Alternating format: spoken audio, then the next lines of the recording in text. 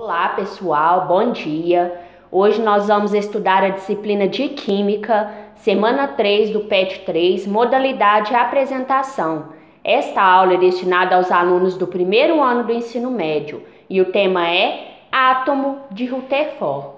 Pessoal, o que nós andamos vendo? Nós estamos vendo os modelos atômicos, não é? O primeiro a utilizar a palavra átomo foi o Demócrito. Aí depois vem Dalton, ele acreditava que tudo era formado por partículas fundamentais, maciças, esféricas, que não poderiam ser criadas, destruídas, divididas ou transformadas em outras, não é? Que são os átomos.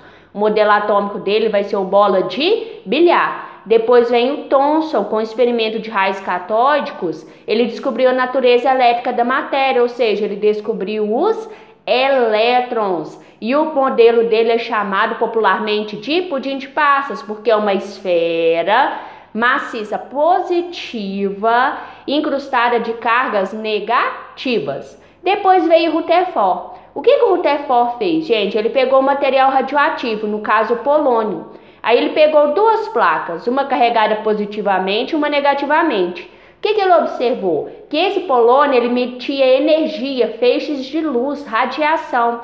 Aí ele viu que um pouco da radiação foi para baixo, um pouco foi para cima e um pouco passou direto. Gente, o que a gente sabe? Que positivo atrai negativo, não é?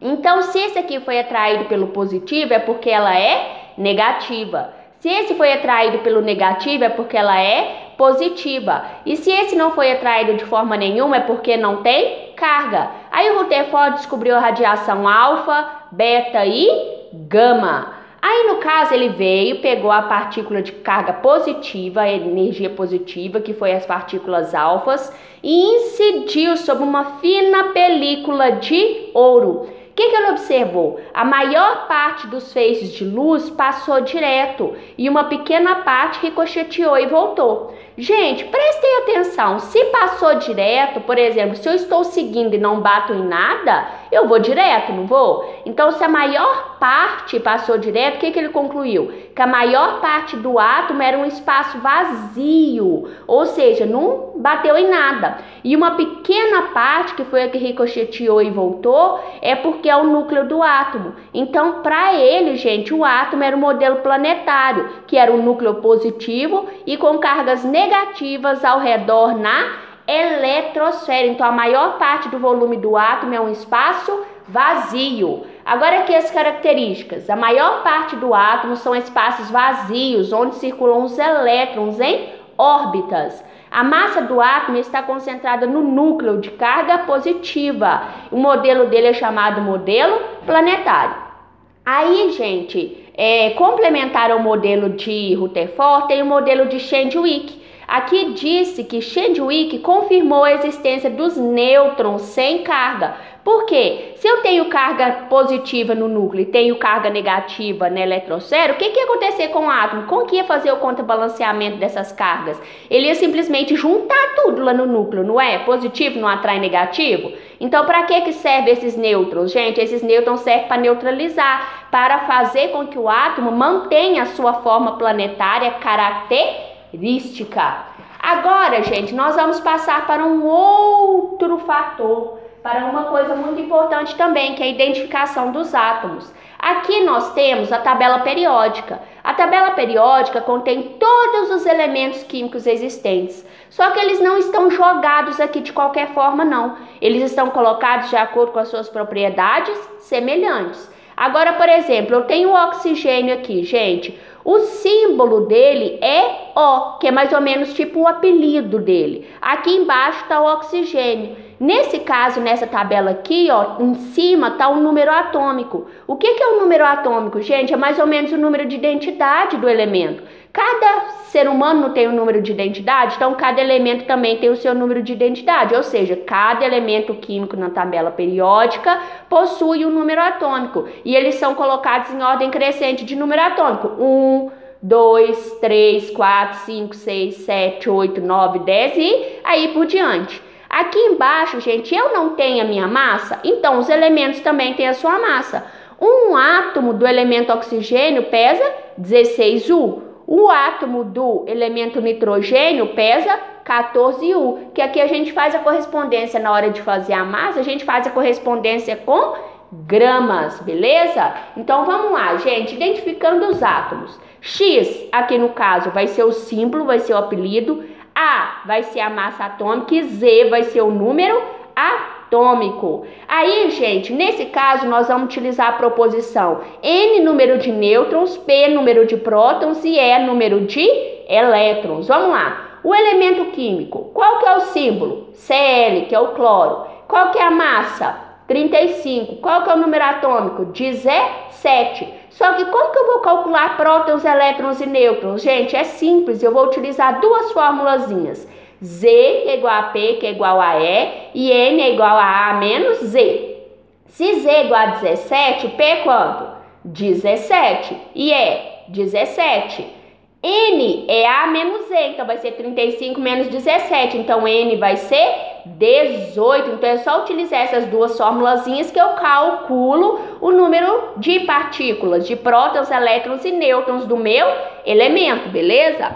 Agora na tabela periódica, gente, o que acontece? Os elementos químicos, eles são colocados de acordo com as suas propriedades semelhantes. E os elementos químicos mais importantes da tabela periódica estão nessa coluna 18 aqui, que são os gases nobres.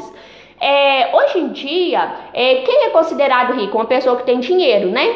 Na tabela periódica, gente, quem é considerado rico são os gases nobres. E o que é ser rico? A gente não falou que o átomo, ele possui as suas camadas? Então, o que acontece? Esses elementos, gente, esses gases nobres, eles possuem 8 elétrons na última camada. Então, o que acontece? Esses elementos químicos, eles têm 8 elétrons na última camadinha, ou seja, na última camada que eles têm, a camada mais externa. Nesse caso, pessoal, o que acontece?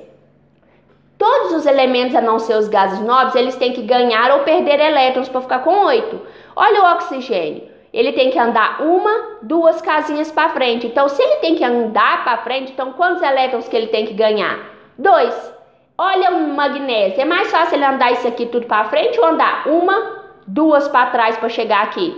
Então, ele pode andar 2 para trás. Se eu ando para trás, eu perco elétrons, então eu tenho que perder elétrons. Se eu ganho elétrons, gente, eu fico com que carga? Eu fico negativo, porque a carga do elétron é negativa, então se eu estou ganhando carga negativa, eu vou ficar negativo. Se eu ando para trás, ou seja, se eu perco elétrons, então quer dizer que eu vou ficar positivo, porque quando eu perco carga negativa, eu fico o quê? Positivo, beleza? Vamos lá então, gente. Esses elementos, quando eles ganham ou perdem elétrons para ficar com 8 elétrons na última camada, para se estabilizar, ou seja, para virar nobre, eles são chamados íons. Quando ele tem carga negativa, ele chama ânion, e quando ele tem carga positiva, ele chama cátion. Vamos lá, Cl-. Na tabela periódica, gente, a massa do Cl é 35, Z é igual a 17.